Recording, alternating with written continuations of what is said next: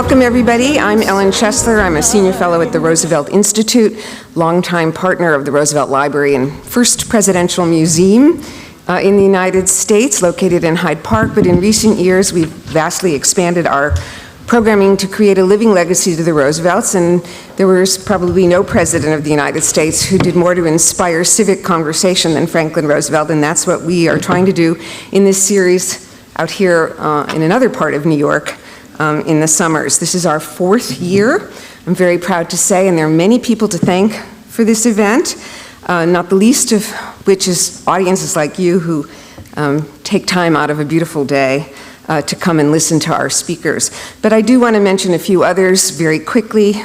First and perhaps foremost, Mickey Strauss, the chairman of Guildhall, whose vision and idea this series was.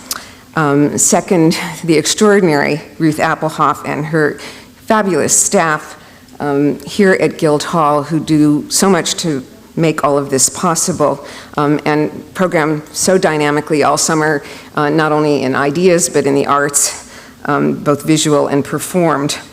Third, our corporate sponsor, George Yates, I think he may be in the audience or who was just here for our climate change panel, and the Dayton Ritz Osborne Group.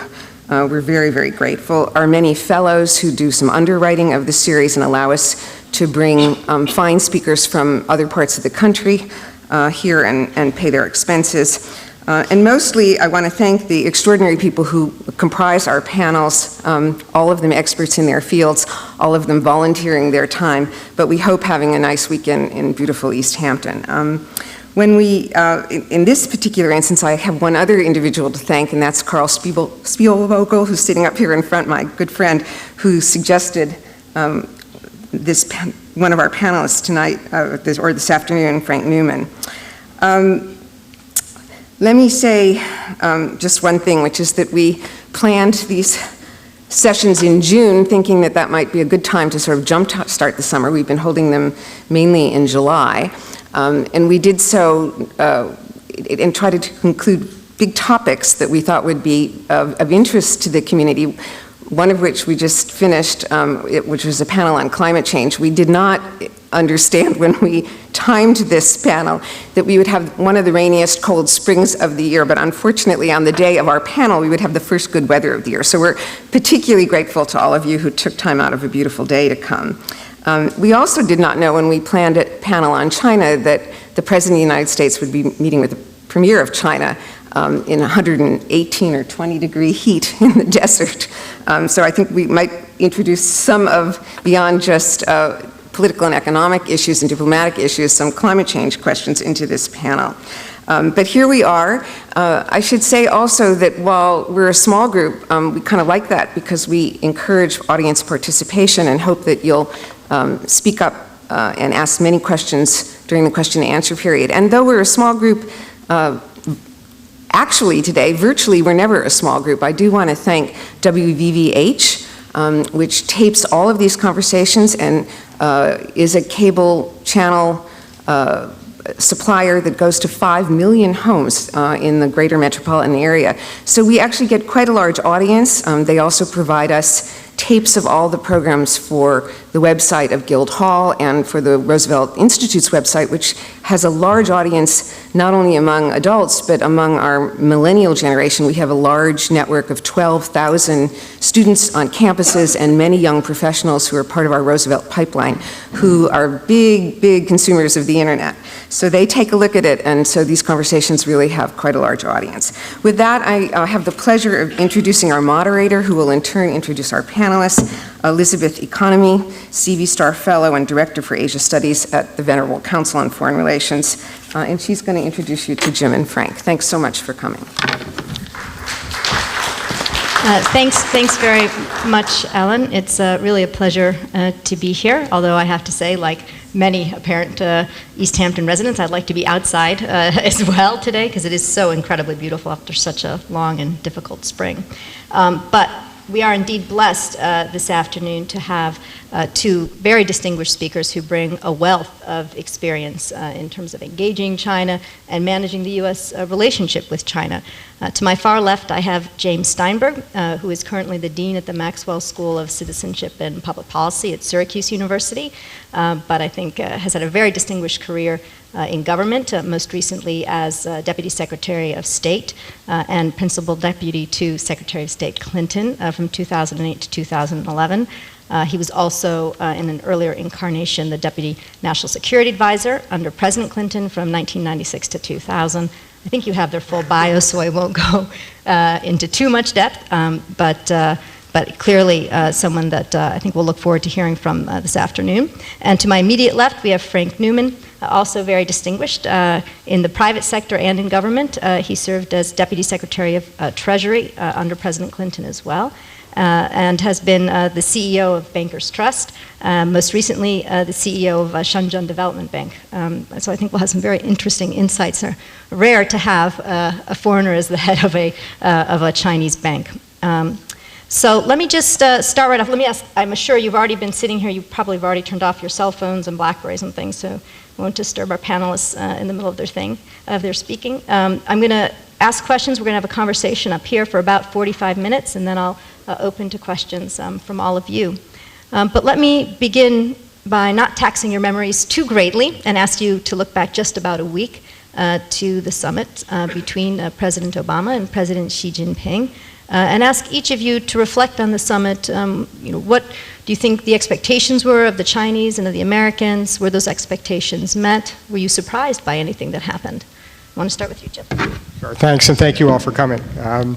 It was an extraordinary event, and it really had significance both in the form of the meeting, but also the timing of the meeting. I think that from both the President Obama and President Xi's perspective, the fact that they decided to have this almost unprecedented kind of conversation, very unusual for a Chinese leader to be in this kind of setting without all of the formalities and the trappings that go with the kind of traditional state visits, was one really remarkable feature of it. But I think equally important was the decision to do this within 3 months of President Xi becoming president of China. And I think there was a recognition on both sides that this was an opportunity at this outset, this sort of framing moment, for the two leaders to try to take a hold of the relationship and try to provide the kind of impetus that will govern how things are going to proceed, both for President Obama's second term and for this initial period for President Xi. It sends a very powerful signal in both countries about the importance that each side attached to it and their willingness to put their prestige on the line. I think everybody understood, and I think both sides did a good job in the beginning, making clear that there weren't going to be a lot of tangible outcomes, that this was more a understanding each other better, developing the relationship moment, and therefore there wasn't, I think that people felt, if anything, the summit surpassed expectations simply because there was this extended opportunity for the two to talk, including their now well-known walk in the park, including with the park bench. So I think everybody's quite satisfied. It's very clear from both talking to Chinese observers and Chinese officials that the Chinese are extremely satisfied with the visit, that they think it was a great success. It was obviously gave a lot of prestige to President Xi, but I think also on the U.S. side that there was a sense that this was a serious, thoughtful conversation and can set the stage for more tangible achievements going forward. Well, I think, Jim, you just summed it up beautifully. I'll just reinforce a little bit of that from the conversations I've had with people in the business community in China in particular, which was exactly what Jim just said, that people were very pleased. They were very happy that there was this relationship started. As many of you know people who are interested in China, relationships are very important in China. So the fact that this was done and the President of the United States took the effort to establish a relationship with the President of China at this early stage so that this is something that could be used over a period of time, also gave prestige to the sense of Chinese who are trying to reestablish their position in the world, and it's a little bit unclear what that path is going to be. But know that there will be issues with the United States that will have to be dealt with over time, and this sets a stage for it. So again, people were generally quite pleased. Okay, so let me push you a little bit on a couple of the issues that were raised. For example, the cyber issue, which came up. This clearly has been, on the front page of U.S. papers over the past month and more, with revelation after revelation. What's your sense for where that dialogue is going to go between the United States and China? Let's say, especially in the wake of the recent, I don't know what it was, not defection, but of Eric Snowden. Yeah. Well, I think what you saw in the way this happened, a very familiar tactic on both sides, which is it's been very clear, especially over the last 6 months or so, that President Obama and the Obama team has decided to elevate the importance of this and to put greater pressure on China. And so there was always a danger that that would kind of overshadow the summit and become the big question, what was done. And so because everybody has a lot of experience in these things, both sides agreed before the summit started to announce this new working group that's going to meet in July, therefore conveniently jumping over the summit itself and taking some of the pressure off for the meeting.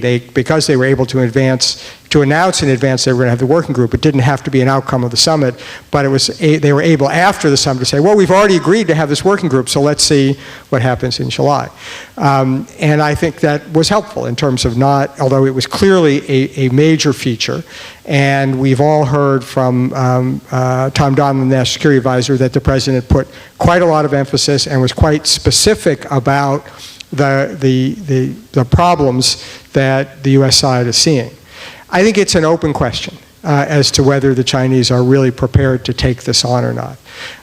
It's been clear up till recently that there's been a very strong instinct to just deny it all on the Chinese side, no matter how much evidence the U.S. brings forward. But my instinct tells me that on the Chinese side, they're beginning to recognize that that's just not going to work. I don't want to be over-optimistic about this new dialogue, but I think we are going to begin to see some kind of engagement simply because the cost to the relationship is very high right now, and the Chinese are very invested in the relationship. Whether there's enough that China can do that isn't too heavy a lift on the Chinese side, but will begin to satisfy some of the American concerns, I don't know. Now, it's clear that the most recent revelations with Snowden kind of help in the bargaining position on the Chinese side, and they will clearly take advantage of that. But I also think they know, and that the President has made clear that there's a limit to how far, President Obama has made clear, there's a limit to how far he can develop the relationship if he doesn't get some movement on this issue. So I'm cautiously inclined to believe that there's going to be a beginning of a more substantive engagement, which has not happened up till now. Yeah, again, I think that's well said. There are some odd things going on here. The way the Snowden issue is going to play out is nobody really knows. It's complex. There's Hong Kong involved as well as Beijing. The question is, will Beijing really be involved? If so, will they be involved in any public way or just behind the scenes? Hong Kong has its own set of laws that are quite well established, and there is a lot of respect given for the two systems within the one country. It's very tricky stuff. The fact that President Obama made it clear that this is something that the U.S. cares about early in the relationship, it's laid down, yeah, we're not going to solve anything right now, but this is important to us over time. I agree that that's really important. The thing about the defense in China, I'm a big fan of China in many ways, but it's complex and it's not perfect. And there are a number of people who often will seize in China upon things to say, I told you so. I knew the CIA was behind this. Well, it turns out to be NSA instead of the CIA. But they still will, there are conspiracy theorists inside China who don't necessarily dominate things, but have a voice, who say, well, why should we back off our hacking because the U.S. has been hacking us forever, okay? And we know it's true, and we know that we're not safe, and so we're just doing the same thing they do. They don't acknowledge it, we won't acknowledge it, and now here's some evidence. One of the reasons, though, that I think that we may see some progress is I see a lot of similarity on this problem with the problem we had on non-proliferation with China in the 80s and 90s. For those of you who remember back that far, there was a time in which China was really a major source of proliferation. They were assisting the Pakistani nuclear program, they were assisting the Pakistani missile program, they were assisting the Iranians, and even further back, assisting the North Koreans. And in the 90s, under President Clinton, this became too much of a problem in the relationship, and we began, in part under congressional pressure, which required us to impose sanctions for this kind of proliferation, began to raise the importance of this on the bilateral agenda. And it's really a pretty good news story over the last decade, that as the United States said, this is too important, we can't build a relationship if you keep doing this. We've actually seen a huge improvement in China's behavior in this respect. And so I'm hopeful that this may be a precursor of some of the things that we'll see, although again, there are differences too, because this matters more to the Chinese economy than the missile sales of the past. Jim, let me ask you to go back to your time in Washington, your most recent time from 2008 to 2011. And not too long after you left the administration, President Obama announced the pivot, right, which now has become known as rebalance, which I think sort of defines our basic strategic approach in Asia at this point in time. Can you talk a little bit about, first, what is the pivot and rebalance? How should we understand that? And what were the conditions in the United States and in the region that you think led us to define our position that way? I think the president would argue that the pivot began on the first day that he took office, and I think there's good reason to think that. The first head of state to come to the White House was the Prime Minister of Japan, Taro Aso. The first real state visit, formal state visit, was the President of South Korea.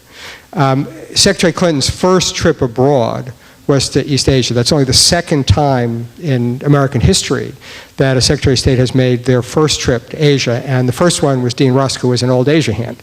But in the intervening 50 years, the trip was always to Europe first, and Secretary Clinton went first to Japan, to South Korea, and then to China. One of the first substantive decisions that the Obama administration made was to sign a very obscure treaty called the Treaty of Amity and Cooperation with the Southeast Asian states, which wouldn't seem like it matters a lot to you, but it was a precondition for the United States to join the East Asia Summit, which is now the premier leadership organization, not organization, but meeting in East Asia. And the president decided to do that because he knew and wanted from day one to get the United States more in the game on East Asia. So I think that you can see really from the outset of the administration a very deliberate desire to refocus U.S. energies across the board, economically, politically, and militarily, on East Asia. Now, part of it, and the administration wants to insist on it, this doesn't mean we're not interested in the other parts of the world. But it's also true, I think everybody here would acknowledge, that the president does believe, and he said so explicitly, that we were too focused on the Middle East and South Asia and insufficiently focused. So I think what this is largely about, certainly in the explicit description from the administration, is our stakes are huge in East Asia, our economic stakes, our political stakes, and we need to be there in a way that reflects the importance of that stake. But it's also clearly an effort to tell the other countries of the region that they're not going to be left alone with China, right? That they have an opportunity to develop their own paths, their own independence in ways that allow them to have a constructive relationship with China without being dependent on it, because they have an alternative. They have a partnership with the United States that gives them more freedom to be themselves and to operate independently. I know that the president does not see this as a strategy of containment, but I know there's a lot of skepticism about that, including in China, and I think that's one of the big challenges. I was at a conference in Singapore 2 weeks ago. It's a very now well-established meeting of defense ministers from all of East Asia. And Secretary Hagel, our defense secretary, was there, and he gave a very good description of the pivot, very concrete and substantive description of the pivot. And after he was finished, a Chinese major general got up, and she said, Secretary Hagel, we hear you, but China is not convinced. You know, and I think that really does kind of describe the state of play, and it is going to be an ongoing challenge. Frank, let me ask you, you mentioned in your earlier remarks something about, China not being certain, what its standing is, what its future path is, and that the summit sort of helped to give some prestige to the Chinese, maybe to cement some kind of position. If you look back at sort of Chinese language, how it defines its place in the world, you can see it talking about itself as a developing country, as an emerging power, as a great power, and then I think before the summit, perhaps, putting itself on parity with the United States, not calling itself directly a superpower, but saying we're looking for a new relationship between major powers. How do you see China's sort of strategic vision evolving these days? You spend a lot of time in Hong Kong, a lot of your time there, and some time in Shenzhen. What's your sense for how the Chinese are viewing their place in the world today and looking out 5 to 10 years? Well, I can give you a couple of thoughts on this. Jim may have much more insight. The people are struggling a little bit.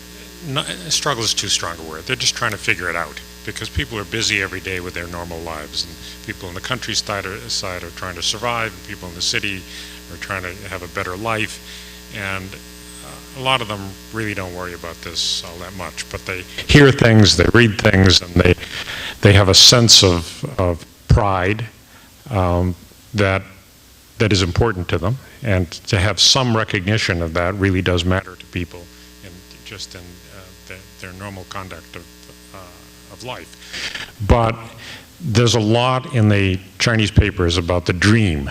You read about it here, Xi Jinping's dream. And when I talk with friends in China, everybody has sort of their own interpretation of it. It's not a clear single pattern. Yeah, I think that's right. It's, as you know well, Liz, for a very long time, almost everything in China is very much colored by kind of what the great leaders kind of laid down as the dogma.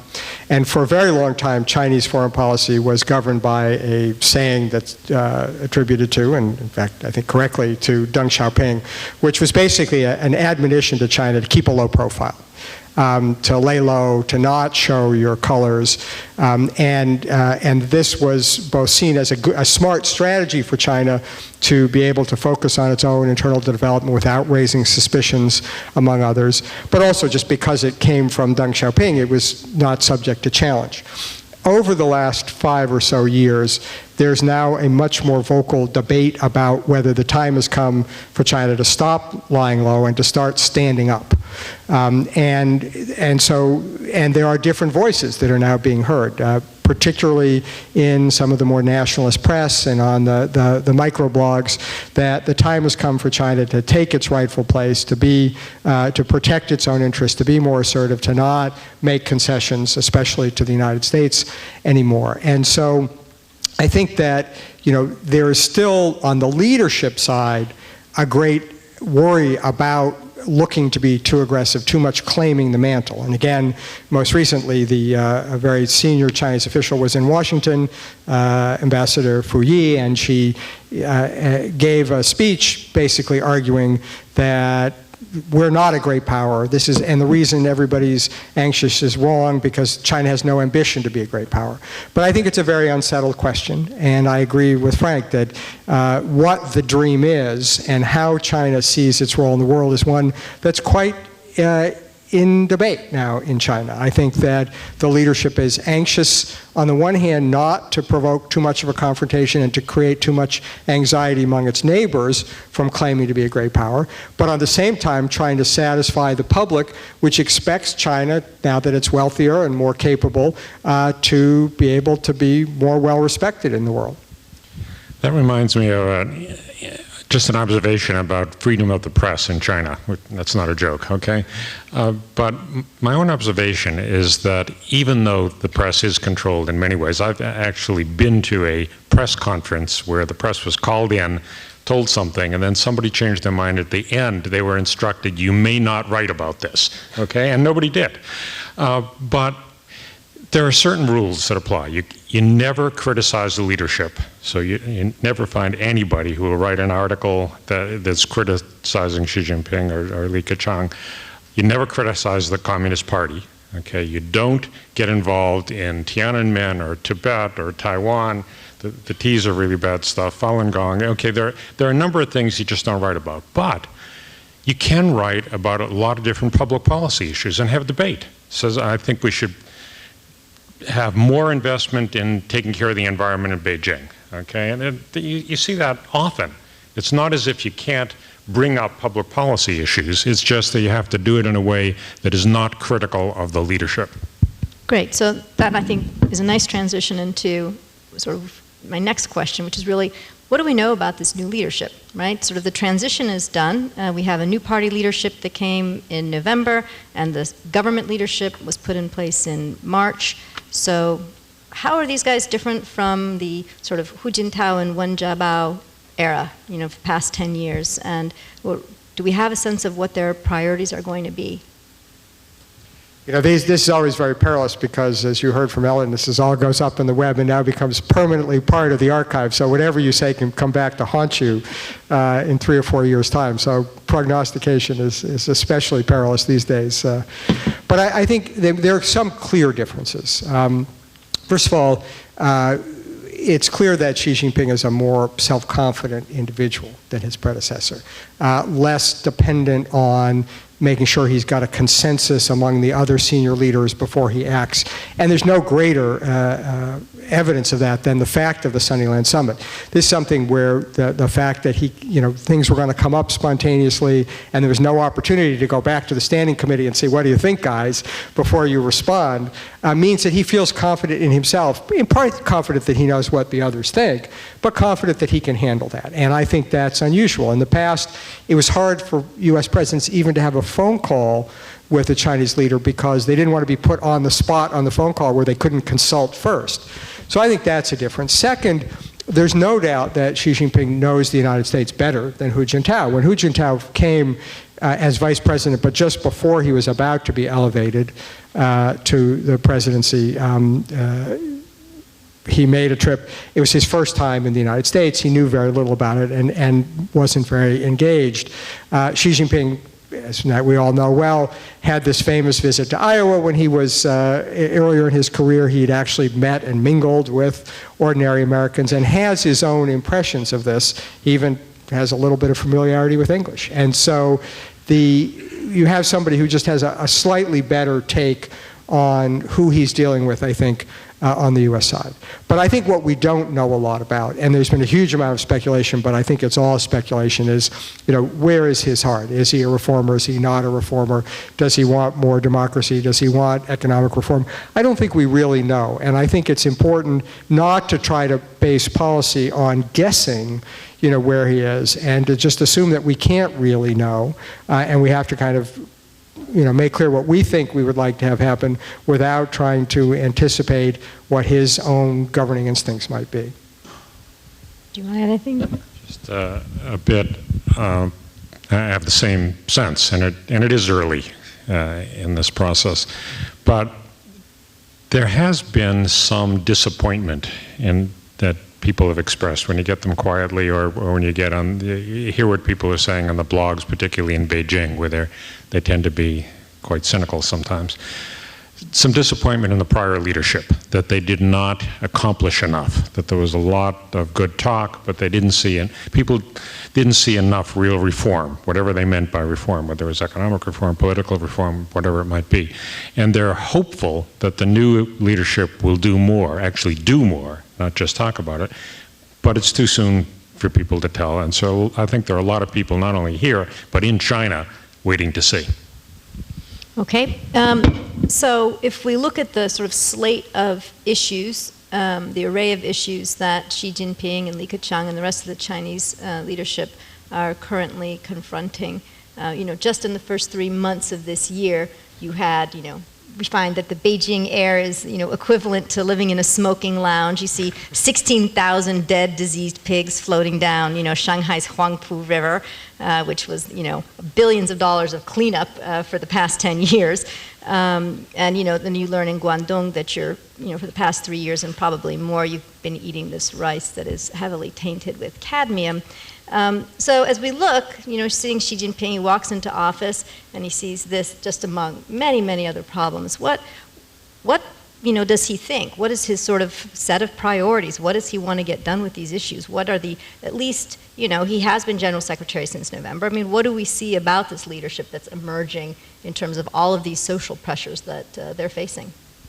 Why don't you take that first thing? Okay, well, I'll use that, Elizabeth, for a little bit of a transition into some economic issues, which I'm more familiar with, because there is a lot of opportunity for things to be improved in China that have not yet been undertaken.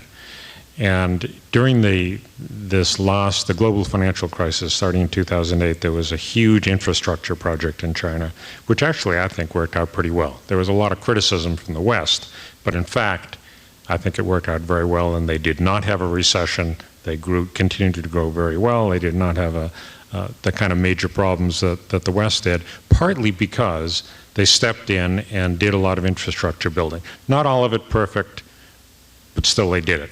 A lot of highways, airports, shipping ports, electrical grids, dams, all kinds of things. So when you have the debate now about what's going to be going forward, everybody knows that the consumer sector needs to become a bigger portion of the GDP. But when you don't have enough consumer demand, what do you do? How do you fill it in?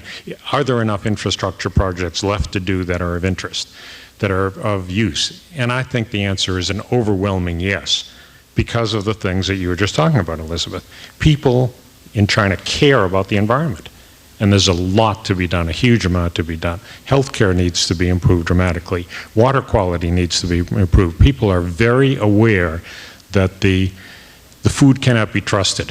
People come across in droves from the border across from Shenzhen and the mainland into Hong Kong to try to buy food, not just Louis Vuitton things, but food that they can trust and they feel comfortable feeding to their family. These are all things that can be dramatically improved, and they will take investment, and so it may actually work out fine. It may be that a lot of these things will be improved over time, and the government will use this as their new kind of infrastructure to support the economy while there is this transition. There's a whole bunch of transition that needs to be made to get the economy to move to be more of a consumer society. Let me just push you, I'll give you a chance, Jim. Let me just push you a little bit on that, though, because I do think, while you're both right, that we don't know where they're going to end up in terms of the reformer versus more conservative, this kind of thing. I think, we can look, for example, at the recent announcement by the Ministry of Environmental Protection, where they said, we're not going to release the results of this soil pollution survey because it's a state secret, right? So if you think that one of the issues that they're going to have to tackle, for example, be transparency, if they're going to begin to address any of these issues, right?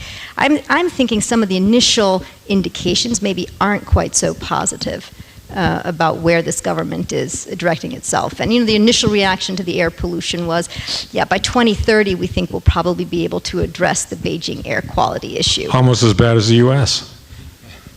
I'm just kidding. But, okay, yes, you're right, Elizabeth. But that's the Chinese system. We were chatting about this before. This is not a system where people are used to responding to public demands or it's the will of the voters. And that's sort of a transition. They have to be aware of it, and especially in the internet age, because people use internet and text hugely, enormously. And so, and of course they're monitored. And so the government knows what people are thinking about.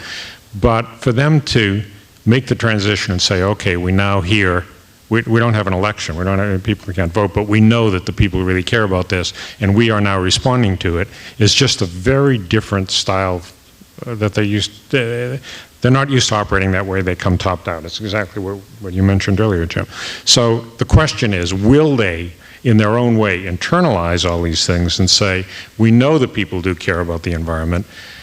We're not going to let the people tell us what to do, but we agree, and we will institute programs, and we will tell the people what we're doing, and they will be able to see it. That's maybe the open question.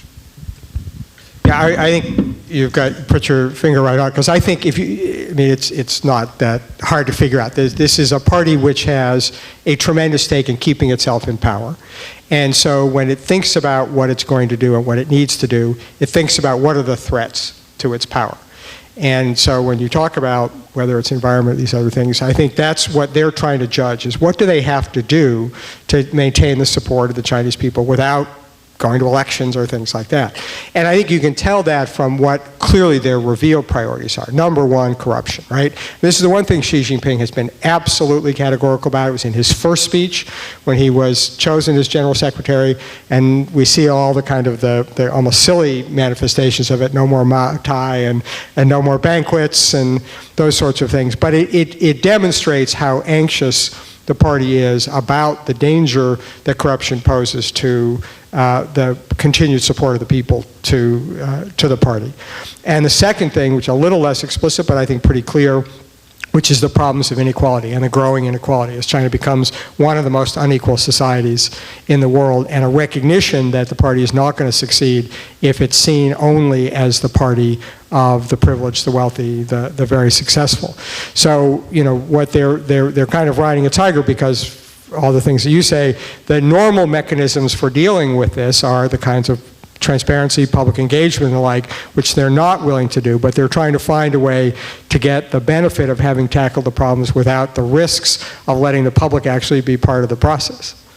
You know, and another interesting aspect of that is, even on the issue of inequality, one of the things that I've personally observed, and I'd be interested if the two of you agree, is that sometimes when there are demonstrations, they come not from a sense that somebody got more than we did, but from a sense of unfairness. The Chinese people have, and it's hard to make generalizations about anyone, but have a strong sense of fairness. And when people feel that the local politicians have taken the farmers' land unfairly and not compensated them, they can get people very, very upset. And that plays into what you just mentioned, Jim, which is the party doesn't want to see upset people on the street, okay? So when the secret party meetings are being held, they say, what do we need to do to avoid that problem? And one of them is not only addressing corruption, but addressing the unfairness of activities, or the perception of unfairness. Often it is real unfairness. Part of the underlying problem that makes it more difficult to address is that there is not a strong rule of law in China. The party dominates above the law, and sometimes that's taken at the local level. The local party people say, well, we're not going to pay attention to the law. So the people don't feel protected by the law, because they feel that the party officials can overrule it at any given point in time, and that's a more difficult issue to address. Right, so really any of those issues that we're talking about sort of require the rule of law, a level of transparency, and some degree of official accountability, I think, if they're going to be effectively tackled. So I think it will be interesting to see whether this leadership decides that it's worth the risk, because I think, you know, in point of fact, these are the same issues that Hu Jintao and Wen Jiabao promised to address a decade ago. And so after a decade, you know, there is no harmonious society, which was their big buzzword. Now we have China Dream. Before it was harmonious society. And so I think it will be, as I say, interesting to see whether this leadership can find a different path. But my guess is it's going to have to engage or involve at least some degree of greater openness and public engagement. But I guess we'll have 10 years to see, most likely, what transpires. So you brought up the economy, and in your book, which, I don't have my purse. I was going to put out, but I do have it. There you go. Thank you. Yes, 6 myths that hold back America and what America can learn from the growth of China's economy, which I commend to you. In the last chapter, you talk about the Chinese economy, and you, I think, paint quite a positive and optimistic picture of where the Chinese economy is, and I think of the Chinese leadership's ability to manage and direct the economy in the future. Now we've seen, you know, in recent months a little bit of slowing of the Chinese economy. I think there's a lot of talk of the need for some structural reform. What do you see I mean, do you see that there are some real challenges? Are there some things that weren't maybe addressed in the book that they're facing today? How do you see the economy? Well, yes, there are challenges. We'll have to see how well they deal with them. And they're getting more difficult and more complex as the economy grows and matures, because if you do things well, it's just easier to have a fast-growing economy when it's small and just getting going than when it's more mature and bigger. So the fact that their growth rate slows down somewhat is not surprising, but they do have issues. The state-owned enterprises, as they call them, the big companies that are controlled by the government, are not the most efficient in the world, not the most innovative, and those things are going to have to be dealt with. A lot of the income that's generated from them is not really distributed to people who can spend them on consumer goods. There are a number of issues like that are going to have to be addressed over time. Intellectual property, although we complain about it a lot, that they don't protect intellectual property well enough, I hear Chinese businessmen complaining about it, that they have a problem, that it's hard, because as the economy matures from making sneakers and hats into making more electronics, it becomes more important for the local businesses to be able to have intellectual property protection, and it's not well enough developed. So all these things need to be done. However, they have done an amazing job over a long period of time, and every year that I've been involved with China, there's always a lot of people in the press who will say, this is the year China's finally going to hit the brick wall. It's this problem, the banking system, or this, whatever it is. And every year, they have maybe only 7%, maybe 10% growth in GDP, okay? And it just keeps going, and they find a way to do it.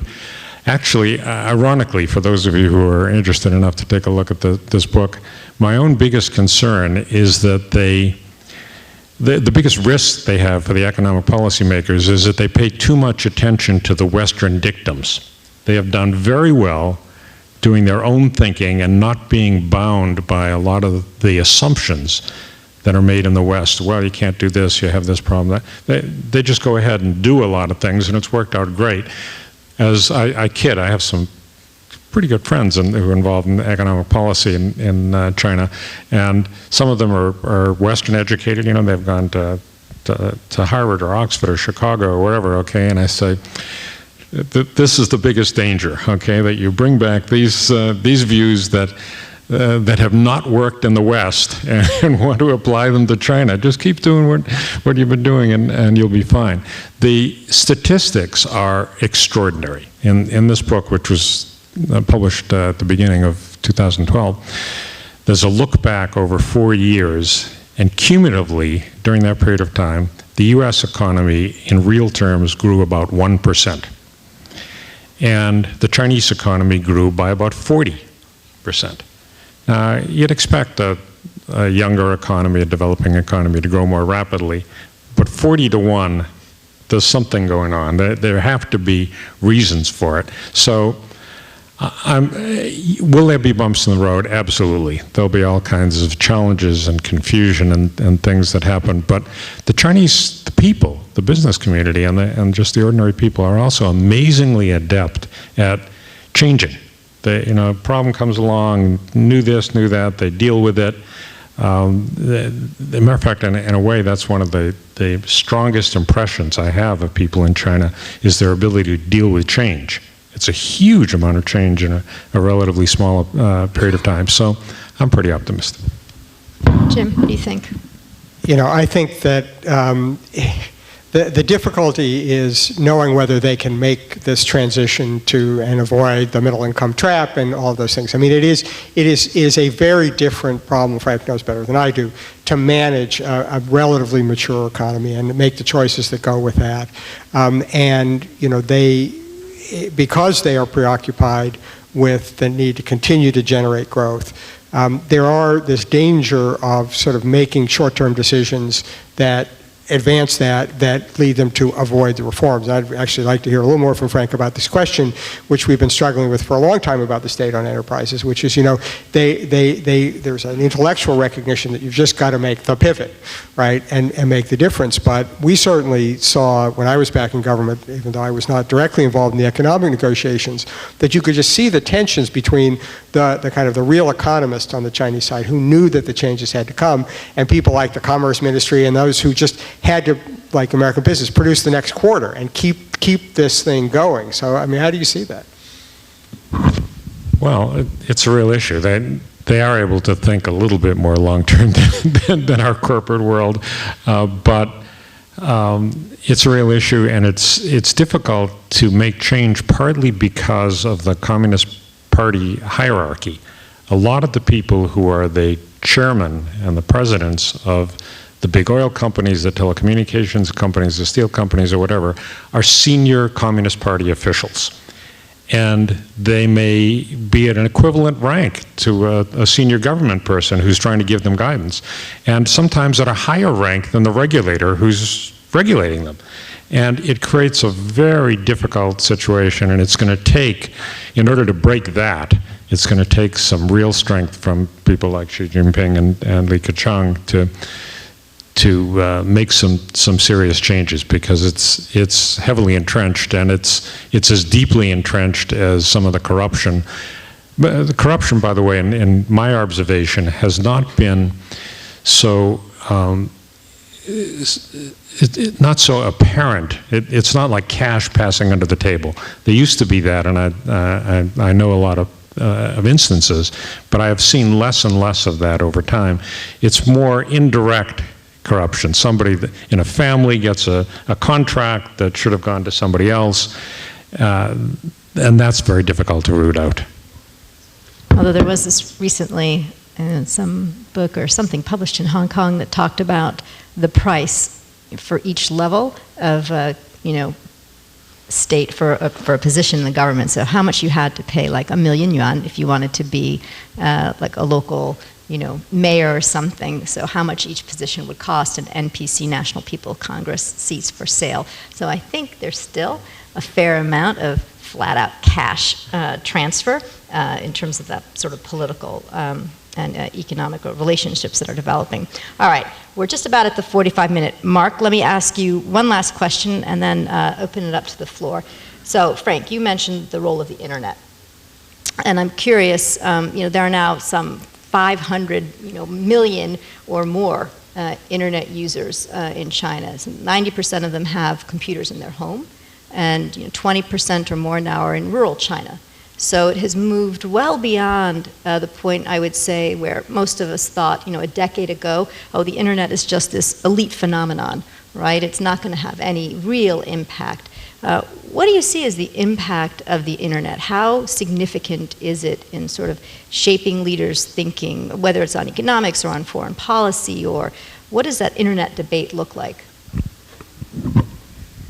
Well, it really is a potent force.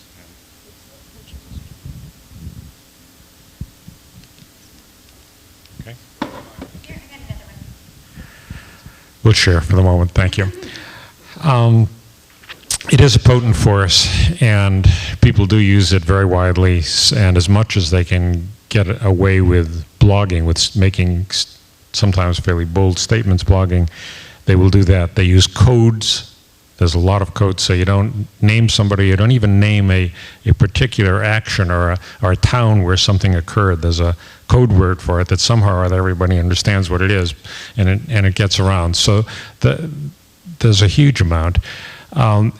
It also affects people in other ways. For example, the Chinese government limits the number of American movies and TV shows that can play in China. It's a little bit like France, which is really a shame for our exports because it's one of our strongest products. But all my friends in China can get House of Cards on their computer. I can't get it in Hong Kong because Netflix doesn't provide it in Hong Kong. They have a way to get it, and they are seeing American cultural, if you will, or, okay, whatever you want to call it, but a whole bunch of things from around the world that they are exposed to. I'm just going to jump for a second. One of the things I had a really interesting time doing a few years ago was a trip to North Korea, to Pyongyang. Okay, that was a totally different circumstance. Nobody knows anything about what's going on in the rest of the world except for a very limited number of people. But it does mean in China that people have a broad sense of perspectives and opinions. They can get news, even though Google is blocked, which it is. When I'm in Beijing or Shanghai and I go to Google, the screen just goes blank. But they can get information from lots of places. I mean, it's clearly an incredibly powerful force, but I also think we do need to put it in perspective. I mean, which is that if you look at the statistics on Chinese internet use, they do the same things that Americans do, which is they watch movies and TV, and they shop, and they watch other things that we don't let our children watch. And so, I mean, I don't think we want to, you can't translate this into 500 million political activists either. And the other side of it, which I think is a problem, is that it has been a powerful force for nationalism in China. And on the foreign policy side, what you see, including on the microblogs and the Weibo, is a very strong pressure. And it's very funny, you know, because, you know, we talk about the lack of democracy and openness, but I can't tell you the number of times that senior Chinese officials in meetings with U.S. officials complain about the pressure that they feel from netizens on them, you know, to not make concessions and to not do things. And it's not just an excuse. Part of it, obviously, is convenient. But you look at the Strong China Forum and a lot of the voices out there, some of it very nationalist, some of it anti-American, a lot of it very anti-Japanese. And so these are beginning to have, they're not necessarily, I would say, liberal forces in all respects. I mean, they are certainly part of a less constrained debate. But many Chinese who are trying to justify the lack of democracy always make the case, well, look what we're seeing on the internet. Are those really the policies you want us to pursue? Yeah, that reminds me of another interesting example. Your comment about nationalism, Jim. The latest round of tension between Japan and China was a good illustration of that. It was really very, very strong. I was in Beijing at a time when it was really at its height, and they were closing off blocks where Japanese companies were located. But I had a few different senior Chinese people tell me quietly that they were actually worried that this may be getting out of hand and beyond their ability to control. And if the nationalistic spirit got revved up too much and got too fiery in China, that even they, the Communist Party, would not be able to control it. It's like, okay, losing our mics one by one. Okay, this one is working again. You know, it's interesting. I just noticed on the Global Times website, the Global Times being a Chinese newspaper that often has a nationalistic bent, not always, but oftentimes does.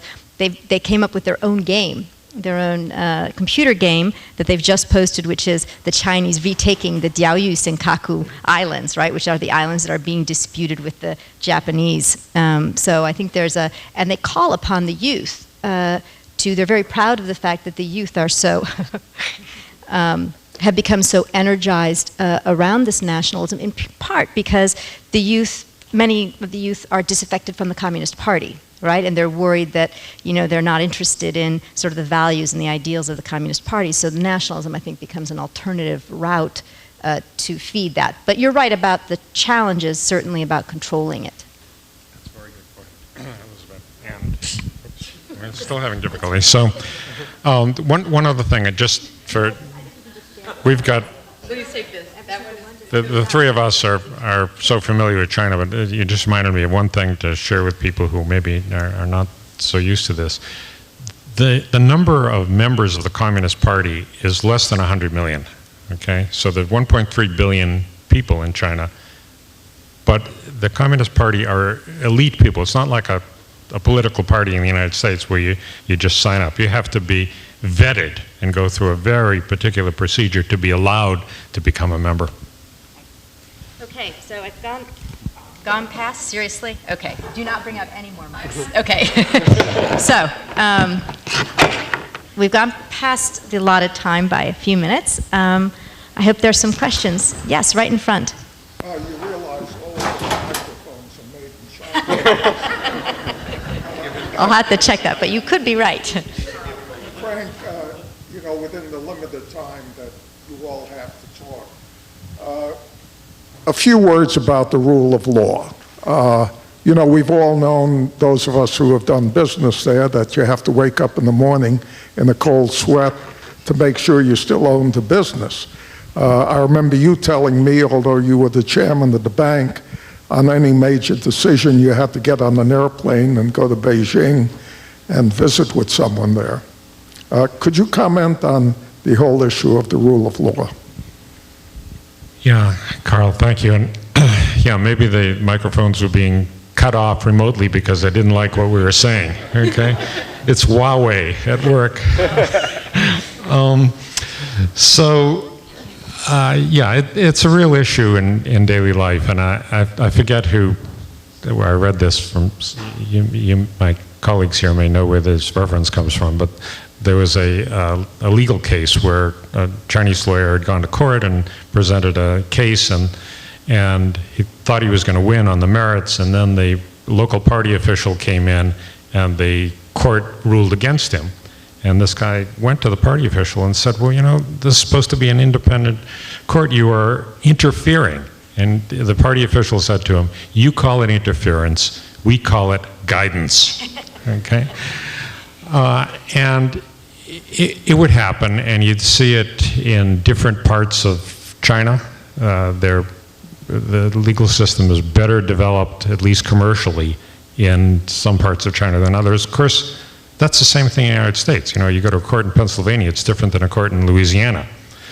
But in commerce, you have to learn this. You have to know where you want your contract done, where you want to do business, because some places are better than others.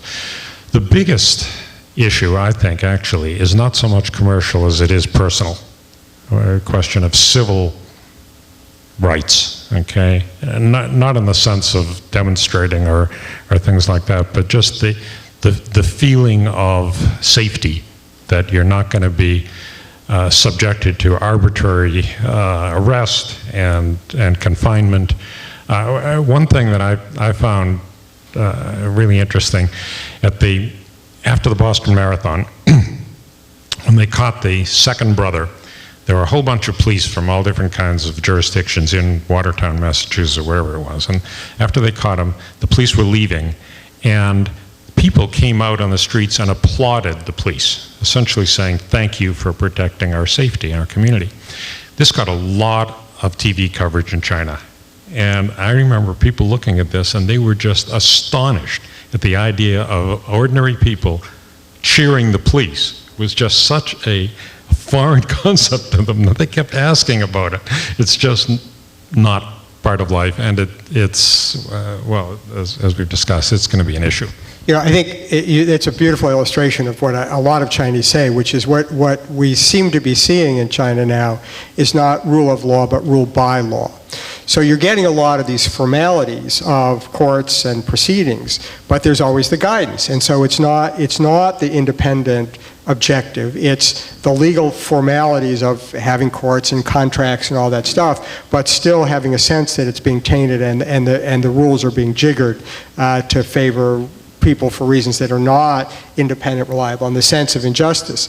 And I think that's been an area where there's a lot of disappointment. I think if you'd asked a lot of American scholars, I've been working with folks at Yale on their project for a long time, and I think in 2005 there's a lot of optimism that you're beginning to see independent courts, more a defense bar, civil defense bar, and the things like that. And the progress has not only been far short of what people had hoped, in many respects there seems to be some retrogression.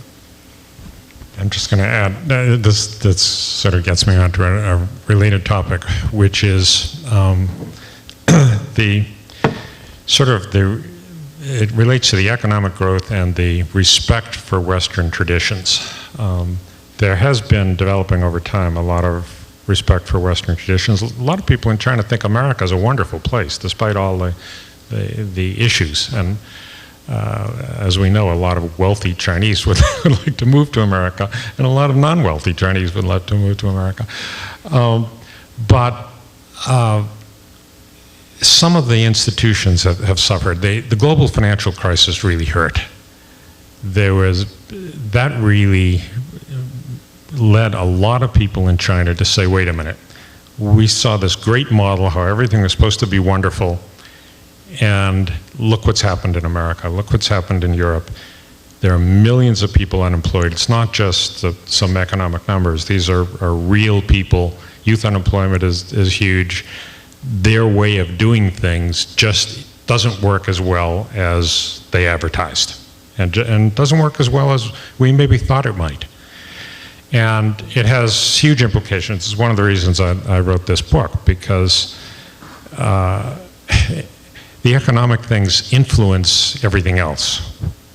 If China has a strong, growing economy and America does not, it's going to make a big difference in everything else. Why is China such a big factor in the world? It's because they've got the economic strength. They have huge trade ties with lots of countries around the world. They can afford a strong military. They are going into the Caribbean and into Africa and building buildings and schools and all kinds of things. Whereas America has pulled back in many ways, and we're now acting, I'm giving you my personal opinion here, obviously, but acting as we are the can't-do country, while China is acting as if they are the can-do country. And it affects everything. It affects our international relationships. It affects the color of the economy, the innovation, the energy in the economy. When I go back to China, I see much more energy. And sure, in America, there are a lot of innovators and a lot of entrepreneurship, and that's great. It'll probably work out fine in the end. But as long as we have a public policy that makes it difficult to succeed, we're going to be at a disadvantage as things evolve over time. Next question? Sure, woman back there.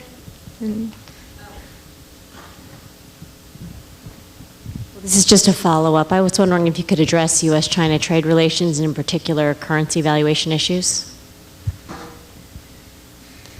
Okay. And what you think would happen if U.S. policy was more aggressive on this issue. How would the Chinese react? I'll pass it to you, Jim, for the second part. Okay. Currency, first of all, again, if you take a look at my book, the first chapter, the first myth that's addressed is the myth that America has to go on bended knee to borrow money from China in order to support its government. That's nonsense, just nonsense. The currency is an odd thing because there's this question about manipulation. There's a question that Treasury has to certify whether China is manipulating or not. China doesn't manipulate, I think, in a literal sense. They just set the rate. Japan manipulates. Japan goes into the market and they try to influence the yen. Switzerland did that too. Lots of countries do that. In China, there just is a rate that's set by the central bank, and that's it. If you want to exchange renminbi for dollars, this is the rate.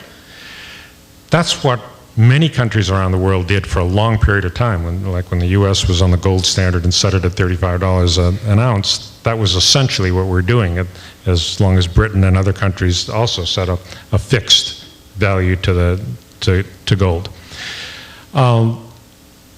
Personally, I don't think it's a major issue. I think China has a lot of other impediments to import that are more important than that. It's really hard sometimes to buy imported stuff in China. And I think America could export a lot more to China if some of these indirect blocks were eliminated.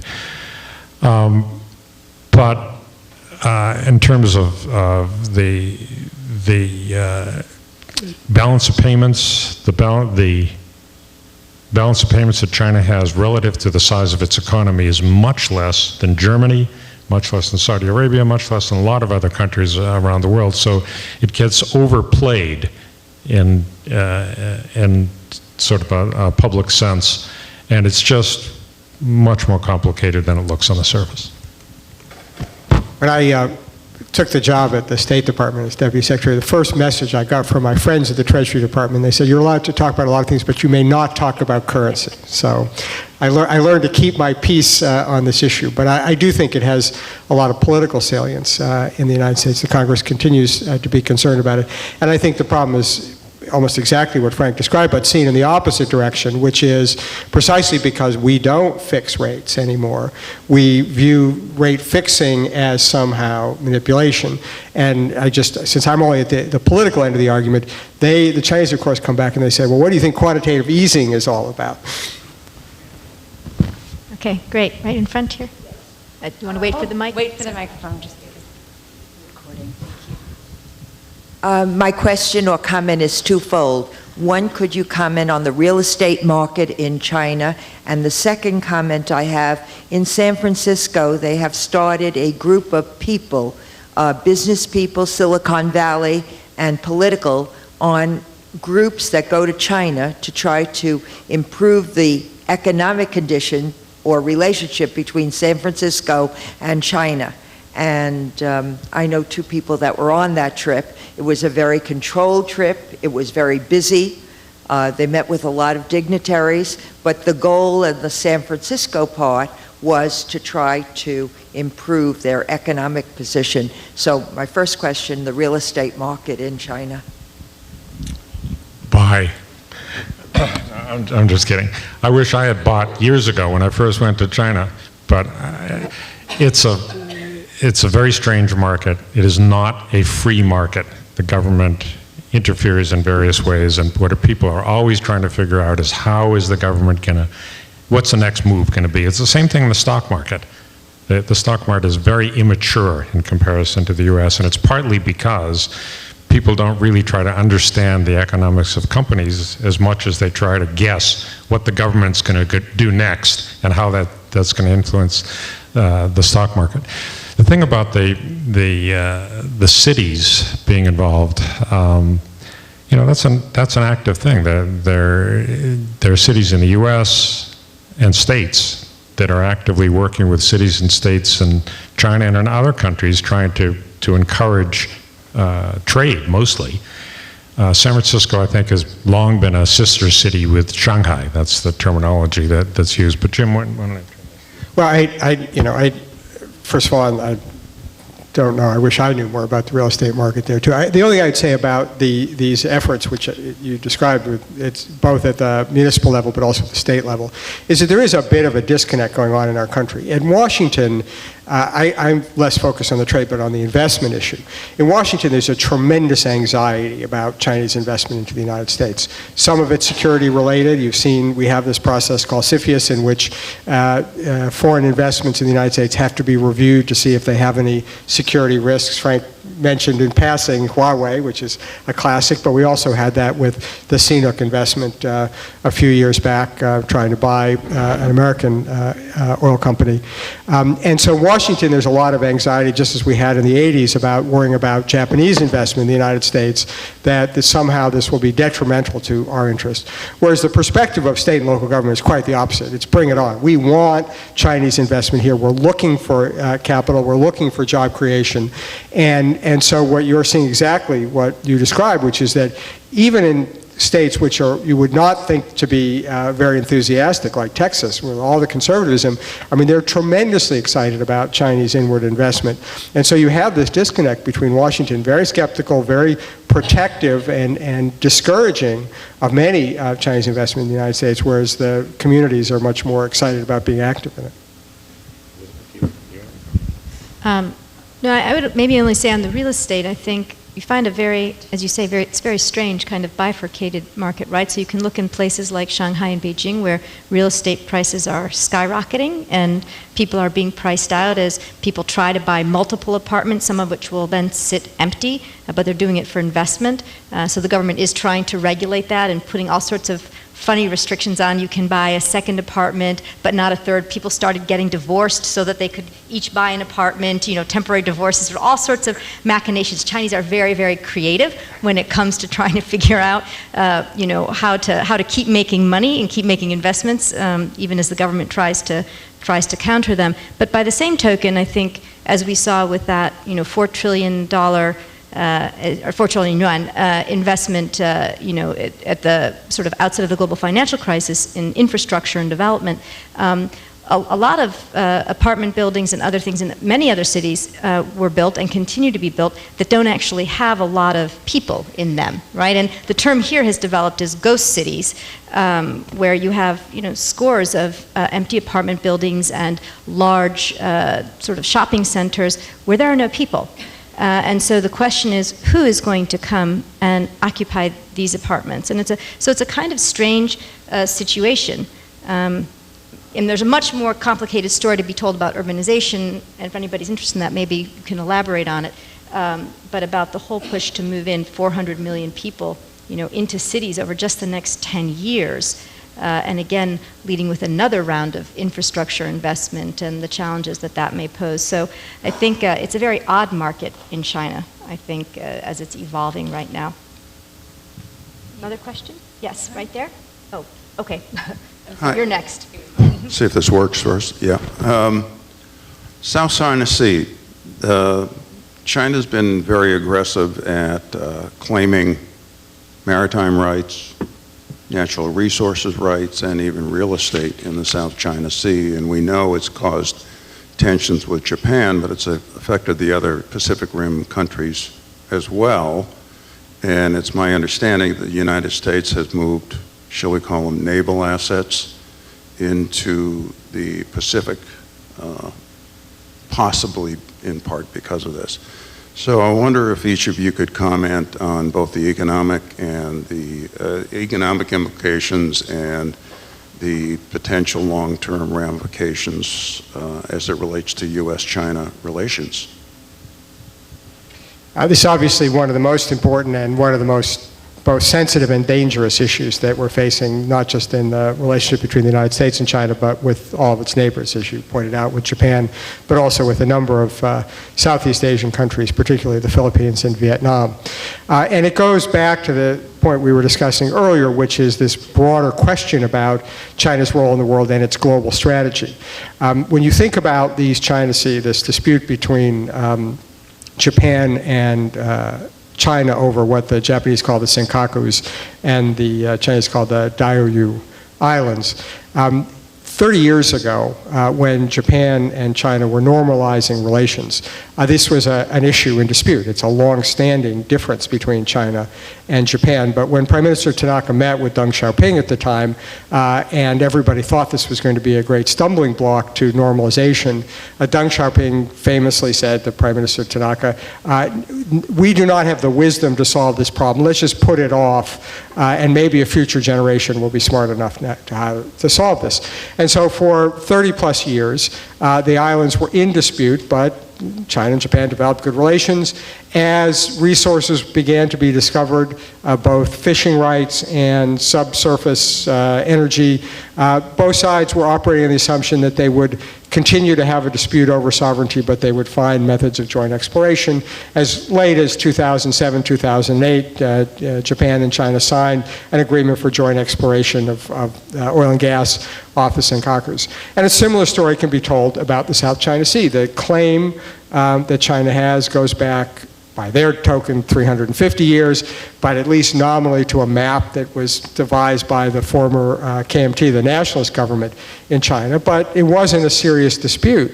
And in 2002, China agreed with the Southeast Asian countries on what they call a declaration of conduct to kind of demilitarize the problem and try to develop joint exploration. So why all of a sudden now do we see this? And I think this is the great worry, is that the sense that China now having greater capacity, have built up its military, particularly its Navy now seems to be more willing to be assertive about its rights. And the Chinese say, well, it's no different. We've always claimed these things. But the neighbors say, yeah, but you never tried to use military force or coercion to try to assert your claims. And I think this is a big test for China in terms of deciding how it wants to proceed. It's not going to change its views about sovereignty, but there are different ways it can pursue them. It can pursue them very aggressively and kind of unilaterally, or it can try to, develop negotiations. What I think is really the big question now is, now that it's clear to China that there are going to be costs associated with it, including bringing more U.S. military forces into the region and leading countries to want to depend more on the United States, will they rethink the strategy, or will, both for their own reasons, but also because of domestic pressures and the nationalism we talked about, will China continue to be more assertive about it? And I think it's hard at this point to predict which way that's going to go. We've seen a little bit of backing off in the last relatively few weeks, a month or so, but whether that's just a temporary change or whether it's a rethinking in Beijing, I think is too soon to say. Jim, I have a question for you. How confident can we be that the civilian government and the party really have control over the military? Highly confident. I actually think this is, I know it's asked a lot, it's a good question, Frank, but part of it is a very long tradition in China that the party rules the gun. But it's also, if you look at the structure of the system here, there are still no military officials in the top leadership in China. Xi Jinping took over quickly to be not only party secretary, wearing his party hat, and president wearing his state government hat, but chairman of the Central Military Commission, and having interacted a lot with very senior Chinese military officials in all of the branches. I don't think there's any question about it. I don't know whether that makes me feel better or not, but I do think that the tradition and commitment to civilian control is very, very strong in China. And I also think the kind of related question that gets often asked a lot, are those guys, the commanders out in the field under control, or are they freelancing? And I don't think there's any evidence of freelancing either. I think this is, whatever other problems with a highly centralized system, this is one in which, for better or for worse, these shots are being called in Beijing by the civilian leadership. There's another question there first, okay, and then over to you. What concerns me is our tremendous trade deficit with China and the imbalance in our trade. And it's hurt our industrial base greatly. And I don't know, is there any solution that this country can come up with to somehow reduce that trade deficit with China in the long run? Well, yeah, it's been an issue. Fortunately, it's been getting somewhat better as time has been going on. And as I mentioned earlier, the trade deficit, the trade surplus for China is no longer as big as it was, and the trade deficit for the United States is no longer as big as it was, and a lot of our trade deficit is still energy related, oil imports. There was some discussion about this on the panel earlier this afternoon. But yes, there are impediments, as I mentioned before, to selling U.S. goods in China, and that should be addressed. The innovation is going to make a big difference, and again, this is my personal opinion, and it's reflected in my book here, but I also think that China does a lot more than the United States does to create an infrastructure that allows efficient production. So the airports are better in China. The shipping ports are better in China. A lot of the highways are better.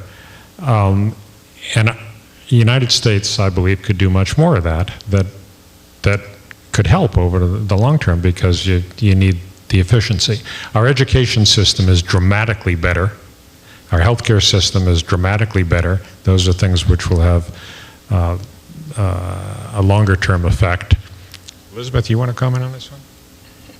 Why don't you go ahead, Jim, and then maybe No, I'll add something. something. I think I really would like to hear from Elizabeth on it. I think that there are genuine concerns about the commitment of China to allow enough of a level playing field for the United States to do this. And we have some responsibilities. We do restrict high-tech exports to China, which is a comparative advantage for us and would help us in the trade deficits. But there are lots of things that are done.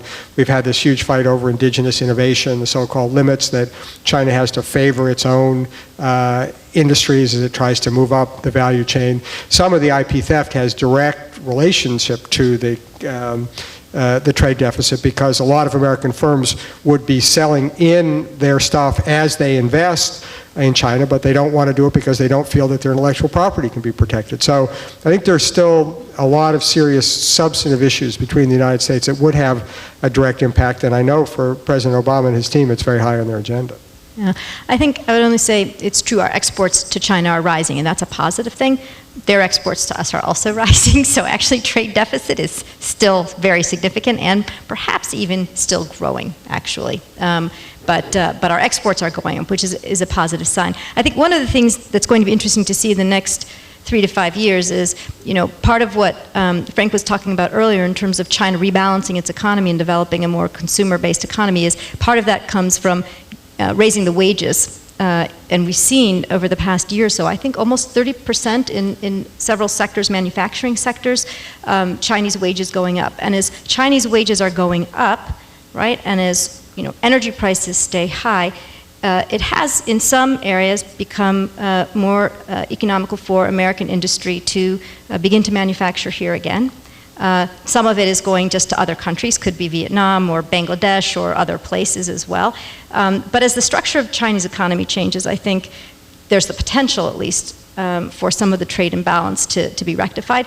But I think, what Jim said is right, that there are, sectors of the Chinese economy that are effectively closed to the United States. And sometimes I laugh when I think about the Chinese trying to buy, Unocal, Bacasina, trying to buy Unocal.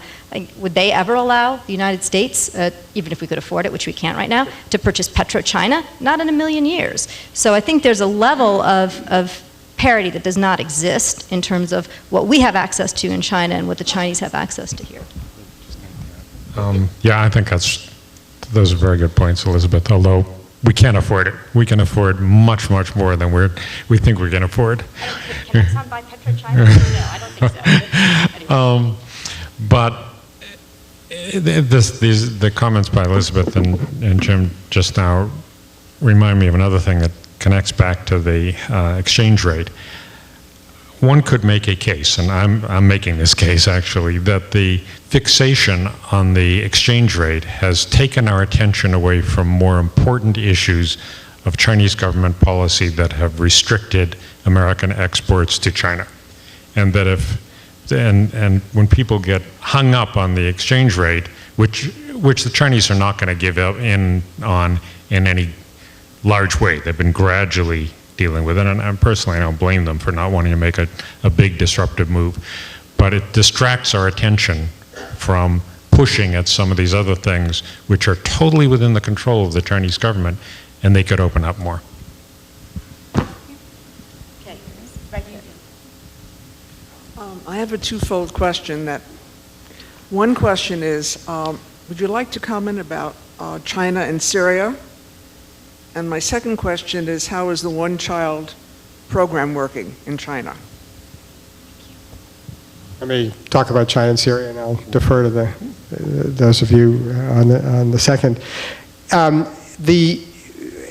As China operates on these kinds of international issues, the overwhelming framework that they bring to this is this tremendous anxiety about international intervention in internal affairs of other countries, because they live in great fear that through a variety of mechanisms in the past, a fear that the United States was actually going to intervene directly in China, but also that it would use other tools of the international system, human rights and the like, to try to change the Chinese system.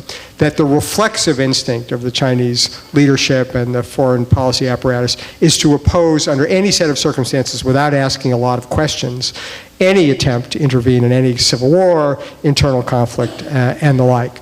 And there's beginning to be a little bit of cracks and daylight in China about that, but every time there is a crack or daylight, something happens that tends to reinforce it. So for the Chinese, one of the more recent, it's not that recent, but one of the more recent scars comes from the U.S. intervention in Kosovo during the Balkan Wars in the 1990s, and what was clearly, in my view, but not in the Chinese view, an inadvertent attack on the Chinese consular facilities in Belgrade. And so after that, the Chinese learned the lesson, which is the United States can't be trusted to intervene in these events.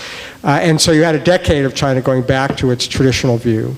And then when Libya came around, contrary to China's own natural instincts, and in part because they were having some bad problems of their own in terms of Gaddafi's protection of Chinese nationals in Libya, they abstained when the UN Security Council voted to, in effect, authorize the United States and NATO to go in and intervene in Libya. They then had immediate misgivings and buyer's remorse about that one. And so they don't have much of a stake in Syria personally. They don't have an economic interest. It's not like the Russians, which have a long-standing military and economic relationship where there's a substantive reason why the Russians continue to back Assad. It's more just this sense that they don't want to be seen as giving a green light to international intervention when there's internal conflict. They worry that, well, that'll be somebody will say, well, if there's a conflict in Tibet, that the UN should intervene there, or if there's a conflict in Western China with the Uyghurs, the UN should intervene. So it's that kind of philosophical objection, I think, that primarily underlines their resistance. They also say, I was just with some Chinese, that they think they're doing us a favor because we'll regret it if we intervene in Syria. And so really they're just on our side and they're just trying to help us avoid our own follies.